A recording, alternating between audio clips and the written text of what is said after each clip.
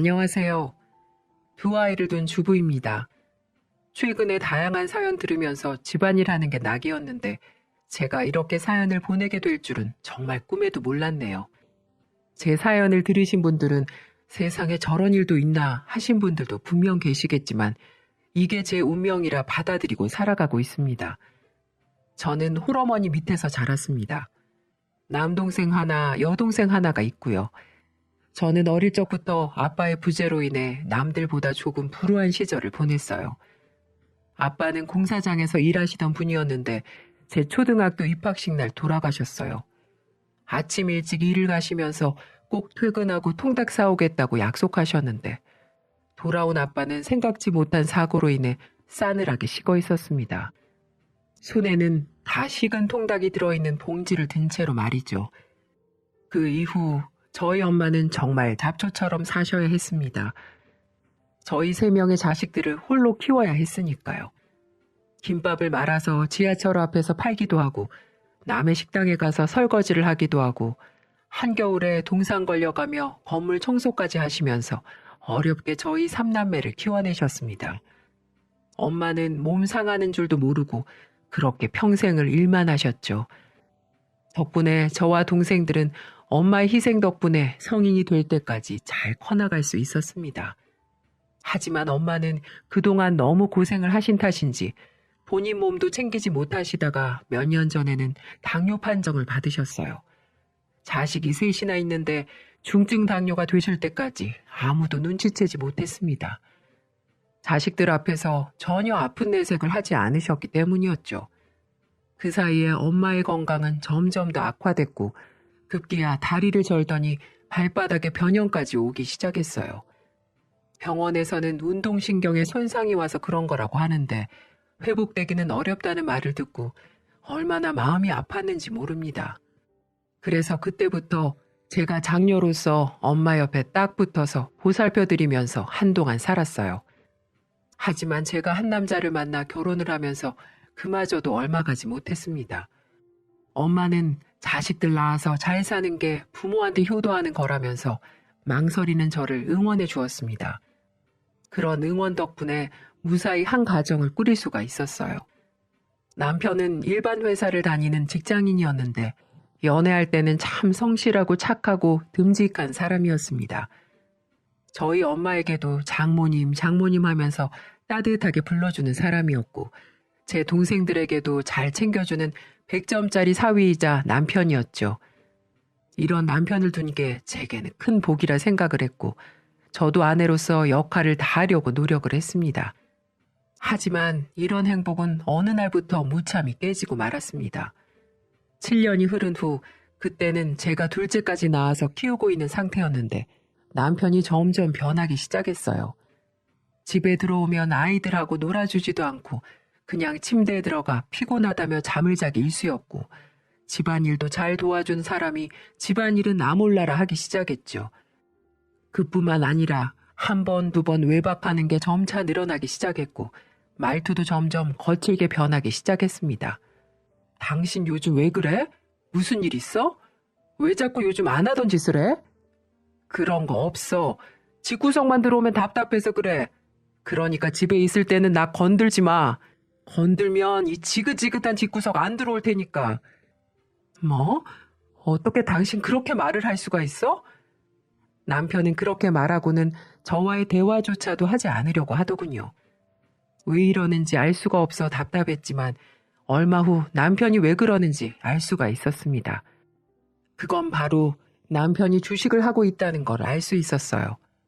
주식을 해 돈을 따면 기분이 좋아 보였고 이른 날에는 안방에서 나와보지도 않더군요. 그 후로는 완전히 주식에 미쳐서 집은 나 몰라라 하기 시작했습니다. 낮엔 회사에서 국내 주식 차트를 보고 밤엔 집에서 해외 주식 차트를 볼 뿐 그 사람에게 저나 아이들은 없는 존재였습니다. 결혼 초만 하더라도 참 성실하고 착하던 사람이었는데 돈이라는 게 사람을 무섭게 바꿔놓더라고요. 애들한테 신경도 안 쓰고 자연스럽게 부부관계도 멀어졌습니다. 여기서 끝났다면 제가 이렇게 사연까지 보내진 않았을 겁니다. 남편은 운이 좋게도 어느 날부터 주식 투자로 성공을 맛보더니 점점 기고만장해져서 저는 물론 저희 친정을 무시하기 시작하더군요. 한 번은 엄마 생신 선물이라고 들고 왔던 게 아직도 기억에 선명합니다. 검은 비닐봉지에 담긴 시장표 속옷 한 벌. 그나마도 늦게 나타나 생신 축하 한마디 없이 무언가를 바닥에 툭 던지더군요. 생신 축하드려요. 거 쓰시는 것보다 훨씬 비싼 걸 테니까 아껴 쓰세요. 그리고는 엄마 집에서 홀랑 나가 집으로 가버렸죠. 엄마는 제 눈치를 살피며 오버스럽게 좋아하시더군요. 아유, 역시 우리 사위가 최고야. 질이 아주 좋네. 이거 봐. 엄마가 레이스 좋아하는 건 또 어떻게 알고 이렇게 레이스 달린 걸 사왔대? 진짜 비싼 건가 보다. 아껴 써야겠어. 웃는 얼굴로 눈치 보는 친정엄마를 보니 눈물이 쏟아질 것만 같아 더 이상 그 자리에 있을 수 없었어요. 그날 저는 만삭의 몸으로 엉엉 울면서 집까지 걸어갔습니다. 너무 자존심이 상하고 엄마한테 미안했거든요. 나 같은 건 버스를 탈 자격도 없다며 그렇게 3시간을 걸어 퉁퉁 부은 발로 집에 도착했을 때 남편은 거실에서 코를 골며 자고 있더군요. 당장 깨워서 한마디 하고 싶었지만 참았습니다. 그래, 실수겠지. 갑자기 큰돈 만지니까 자기도 모르게 바람이 들어서 그렇겠지. 곧 괜찮아지겠지. 그렇게 생각하며 그 사람이 다시 성실한 제 남편으로 돌아오길 기다렸어요. 그런데 돌아오지 않더군요. 아니, 오히려 저희 친정을 무시하는 행태는 더 심해져만 갔습니다. 동생이 저희 집에 놀러온 어느 날 사건은 결국 터지고 말았어요. 매영, 저 이번에 소개팅 나가는데 용돈 좀 주시면 안 돼요? 옷이 하나도 없어서. 첫 소개팅을 앞둔 제 남동생이 용기 내서 넉살을 부리더군요. 저런 짓도 할 줄 알았나 싶어 피식 웃었는데 그 순간 남편은 제 동생의 뺨을 때렸습니다. 야, 이 그지 같은 새끼야. 옷이 없으면 어디 헌옷 수거함이라도 뒤져서 하나 주워 입어. 돈도 없으면서 무슨 소개팅이야.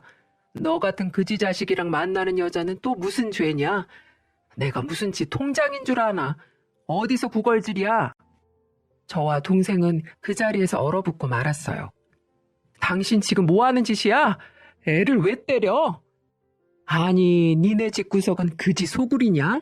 뭐만 하면 돈 타령이야. 하여튼 이래서 없는 집은 안 된다니까. 그러면서 휙 나가버리더군요. 울화가 치밀었어요.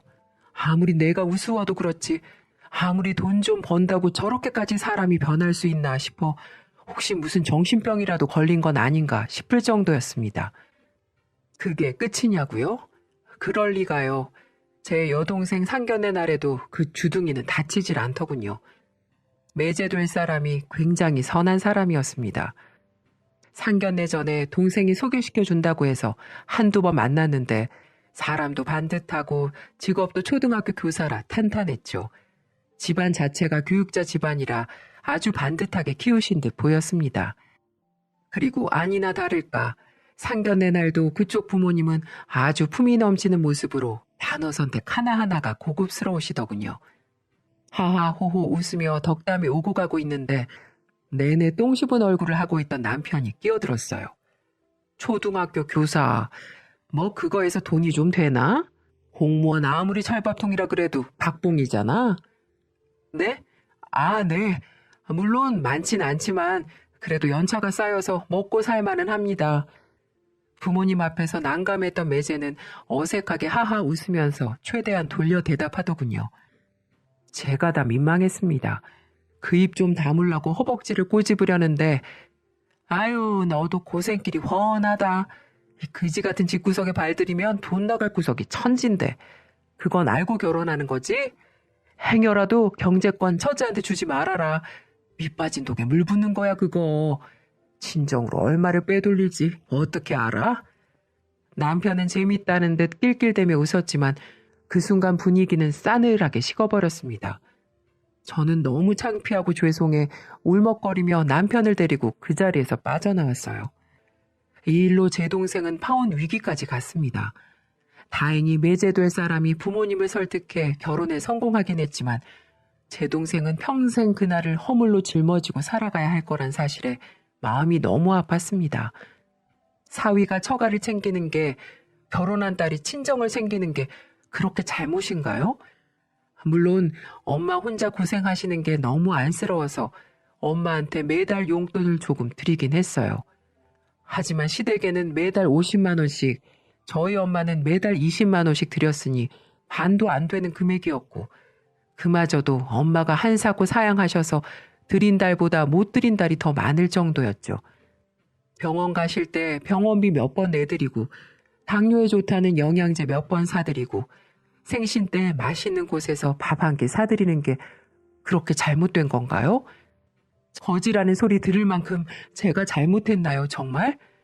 마누라가 예쁘면 처갓집 말뚝에 절을 한다던데 제가 우습게 보였던 걸까요? 그날 정말 대판 싸웠어요. 당신 제발 그 입 좀 어떻게 할 수 없어? 우리 집을 아무리 우습게 봐도 그렇지 어떻게 그런 자리에서 그렇게 말할 수가 있어? 내가 만만해? 우리 집이 그렇게 우스워? 야, 그지 같은 집구석을 거지 같다고 하지 그럼 뭐라고 그러냐? 남자 입장도 좀 생각을 해봐라. 네 동생이야 땡 잡았다고 생각하겠지만 아무것도 모르고 이 집구석에 발들 남자는 무슨 죄냐? 공무원 박봉에 허구한 날 니네 집에 돈 갖다 바치고 나면 뭐가 남냐? 나도 가끔 죽고 싶은데 걔는 오죽할까? 피식피식 웃으며 말하는 남편 입을 정말 찢어버리고 싶었어요. 집에서 자고 있던 큰애가 깨서 엄마 아빠 싸우는 거냐고 울먹거리는데 남편이 이러더군요. 너도 아빠처럼 살기 싫으면 나중에 커서 여자를 잘 만나야 돼. 집안 빵빵한 여자를 만나야 남자 인생이 피는 거야. 알겠어? 저는 그 길로 애들을 데리고 집 밖으로 나왔습니다. 같은 공간에서 그런 사람과 숨을 쉰다는 것조차 너무 역겨웠거든요. 근데 막상 나오고 나니 친정으로 갈 수는 없었어요. 동생 보기 미안하기도 하고 엄마한테 그런 꼴을 보이고 싶지도 않았거든요. 그래서 하는 수 없이 시댁으로 갔습니다. 가서 어머님을 붙잡고 그동안 있던 일들을 모두 얘기했어요. 그러자 어머님은 저를 꼭 안아주시고는 등을 쓸어주시더라고요. 미안하다 아가. 내가 자식 교육을 잘못 시켰어. 그놈의 자식 다리라도 부러뜨려서 제정신 차릴 수 있으면 지금 당장 쫓아가서 두 다리를 다 부러뜨리겠는데 그것도 안 되고 어떡하니? 이렇게 예쁜 너한테 상처나 주는 그 못난 놈을 어떡하면 좋니? 저랑 어머님은 한참을 그렇게 끌어안고 울었습니다. 평소에도 제가 좋아하는 반찬이며 애들이 좋아하는 장난감이며 참 많이도 챙겨주시던 시부모님이셨거든요. 항상 네가 우리 집 보석이라고, 네가 들어오고 우리 집이 밝아졌다고 예뻐해 주시던 시부모님이시지만 사실 아들 허물 이야기하는 며느리를 감싸주실 거라고는 생각 못했어요. 그래도 네가 잘해야지, 참고 살아야지 하실 줄 알았는데 제 마음을 보듬어 주시고 이해해 주시니 끝도 없이 눈물이 났습니다. 이런 시부모님을 실망시키고 싶지 않았어요. 그래서 한 번 더 참고 살아보기로 마음먹었습니다. 그런데 그런 저의 다짐이 무색하게 얼마 가지 않아 또다시 사건이 터지고 말았습니다. 여느 때와 같이 남편은 출근하고 애들도 학원에 가서 평화로운 시간을 보내고 있었죠. 대청소를 해볼까, 이불 빨래를 할까 고민하던 제게 전화 한 통이 걸려왔어요. 친정엄마더군요. 엄마 웬일로 먼저 전화를 다 했어? 무슨 일 있어? 아이고, 내가 서러워서 살 수가 없다. 늙으면 죽어야지. 저승사자는 나 안 데려가고 뭐 한다니? 엄마가 그렇게 우는 건 제 평생 처음이었어요. 어린아이처럼 엉엉 우시더군요. 저는 깜짝 놀라 지금 당장 가겠다는 말을 남기고 전화를 끊었습니다. 그리고 곧바로 엄마 집으로 갔어요. 몇 달 동안 못 본 엄마는 그새 더 야위고 늙어 계시더군요. 얼마나 울었는지 옷이 하얗게 소금기로 젖어 있었어요. 엄마, 무슨 일이야? 무슨 일인데 그래? 아니야, 됐어. 너는 모르는 게 나아. 아니, 무슨 일이냐고. 말해봐, 얼른. 자꾸 시선을 피하는 엄마에게 소리를 꽥 질렀어요. 그렇게 마지못해 듣게 된 이야기는 충격적이었습니다. 당뇨로 더 이상 식당 일을 할 수 없었던 엄마는 연금만으로 살기는 조금 벅차셨어요. 그래서 한 푼이라도 벌어보려고 얼마 전부터 폐지를 주워다 파셨다고 했습니다. 그러다가 그날 우연히 식당가 앞에서 제 남편을 마주쳤대요. 엄마는 오랜만에 만난 사위가 반가워서 절뚝거리는 발로 다가가는데 남편은 계속 시선을 피했답니다. 그래서 못 알아본 줄 알고 가까이 가서 인사를 하셨대요. 아유, 김서방, 여기서 다 만나네. 밥은 먹었어? 그 순간 남편의 입에서 나온 말은 인사도 장모를 반가워하는 말도 아니었습니다. 아, 씨발, 쪽팔리게 아는 척하네. 이봐요. 그냥 지나가요. 뭐? 그래, 알겠네. 엄마는 그 말을 듣고 그 자리에서 바로 돌아서셨다고 해요. 주변에 있던 회사 동료들이 남편한테 아는 사람이냐고 물으니 남편은 아유, 아니야. 내가 저런 거지할매랑 무슨 인연이 있다고. 사람 잘못 봤나 보지. 기분도 잡쳤는데 우리 낮술이나 한잔 하자. 내가 살게. 라며 황급히 자리를 피했다더군요. 그 얘기를 전하며 엄마는 또 우셨습니다. 미안해. 이제 생각해보니 내가 그런 꼴로 아는 척을 하는 게 아니었는데 니들한테 미안하다.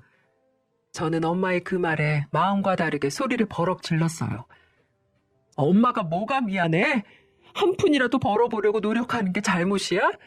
폐지 좀 줍는 게 뭐 큰 잘못한 거야? 뭘 미안하대 자꾸. 진짜 미안하려면 엄마 자신한테 미안해야지. 이 몸을 해서 무슨 폐지를 줍는다고 그래. 앞으로 내가 생활비 줄 테니까 폐지 줍지 마. 제발 엄마 건강만 생각하라고. 저는 엄마를 끌어안고 울면서 기도했습니다. 그런 인간 제발 죽어버리라고. 세상에 신이 있다면 내 모든 행복을 뺏어가도 좋으니 그 사람만 죽여달라고 말이죠. 그날부터 전 매일매일을 그렇게 보냈어요. 아침이 되면